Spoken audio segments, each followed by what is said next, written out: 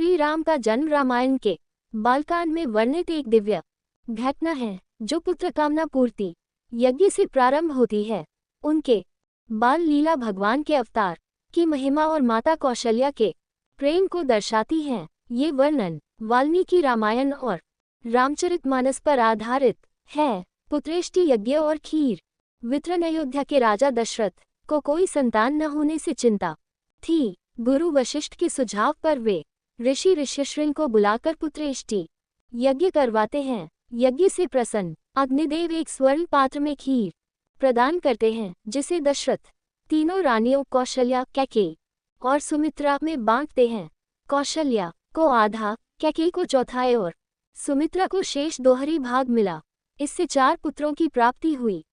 श्री राम का जन्म चैत्र मास शुक्ल नवमी तिथि अभिजित मुहूर्त में पुण्य नक्षत्र में कौशल्या के गर्भ से भगवान विष्णु के चतुर्भुज रूप में प्रकट हुए। उनका रूप श्यामवर्ण, नेत्र कमल जैसे, 4 भुजाओं में शंख चक्र गदा पद्म धारण किए, वनमाला और दिव्य आभूषणों से सुशोभित था। भय प्रगट कृपा ल दीनदयाला दोहे से तुलसीदास ने उनके अद्भुत स्वरूप का वर्णन किया। देवताओं ने घंटाध्वनि की, आकाशवाणी हुई, ये धर्म के पालनार्थ अवतार है। अन्य भाइयों का जन्म कैकेयी से भरत, सुमित्रा से लक्ष्मण और शत्रुघ्न का जन्म हुआ। चारों कुमार बल, बुद्धि और रूप में अद्वितीय थे। ऋषि वशिष्ठ ने नामकरण संस्कार किया। राम रमणीय, भरत भर्ताहरण, लक्ष्मण लक्ष्य लाभी, शत्रुघ्न शत्रु का हनन करता। अयोध्या में हर्षोल्लास छा गया। राजा दशरथ सुखी हुए। बाल लीला का प्रारंभ। बालक राम ने जन्मपात्री में रोना शुरू किया तो कौशल्या आनंदित हो उठी। उन्होंने कहा, हे तात, बाल लीला करो। राम बाल रूप धारण कर रोने लगे, जिससे समस्त नगर आनंदित हो गया। दासियां दौड़ पड़ी, रानियां उत्साहित हुईं। दशरथ पुत्र जन्म सुनकर ब्रह्मानंद प्राप्त हुए। रामचरितमानस में वर्णन है कि उनके रोने की ध्वनि प्यारी थी, सबके हृदय हर लिया।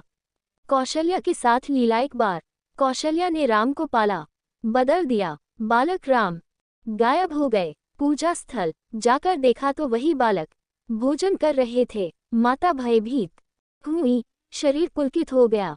आंखें बंद कर चरणों में सिर नवाया। राम फिर बाल रूप होकर पालने में सो गए। यह लीला माता को उनकी दिव्यता का बोध कराए। दूसरी लीला में राम ने एक ही समय 4 स्थानों पर उपस्थिति दिखाई। पालने में सोते माता के पास, पूजा स्थल पर और दूध पीते। दिव्य शक्तियों का प्रदर्शन। बाल राम ने कभी रोते हुए दूध मांगा। कौशल्या ने भोजन कराया, पर वे गायब। खोजने पर चारों ओर उपस्थित मिले। एक लील में उन्होंने समस्त आभूषण उतारकर नग्न होकर हास्य किया, फिर दिव्य रूप धारण किया। ये लीलाएं भक्तों को भक्ति का संदेश देती हैं। राम सर्वव्यापी हैं। नगरवासी उनके दर्शन कर आनंदित होते। शिक्षा और वीरता का बीज। चारों भाई शिक्षा ग्रहण करने लगे। राम सबके प्रिय थे, लक्ष्मण उनके अनन्य भक्त। बाल लीला से ही उनकी मर्यादा, त्याग और शौर्य झलकने लगा। ये कथा भक्ति, मातृ प्रेम और अवतार की महिमा सिखाती है।